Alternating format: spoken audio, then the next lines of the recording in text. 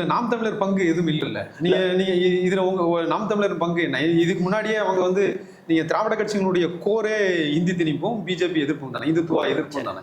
அதை அவங்க தொடர்ந்து பண்ணிட்டு தானே வராங்க. அது பிறந்ததே 2009, இயக்கம் ஆரம்பிக்கப்பட்டது 2009. 2009க்கு பிறகுதான் வரலாற்று நாம் தமிழர் கட்சியினுடைய பங்கு என்ன, நாம் தமிழர் கட்சி செஞ்சது என்ன, செய்ய தவறியது என்னன்னு நீங்க பேசணும்.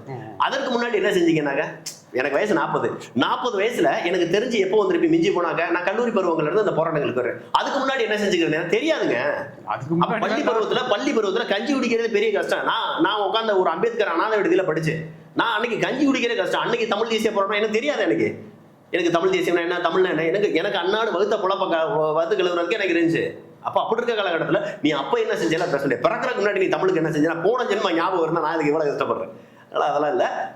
என்னைய பொறுத்தளவு 2009 நாம் தமிழர் கட்சி என்ற ஒரு இயக்கமாக ஆரம்பிக்கப்பட்ட பிறகு அது கட்சியாக பரிணாமம் அடைந்த பிறகு இன்று வரை தமிழ் தேசியத்தில் உள்ள அனைத்து வகையான பிரச்சனைகளுக்கும் முதற் குரலாக இருப்பது நாம் தமிழர் கட்சியினுடைய குரலாகத்தான் இருக்கும். இங்க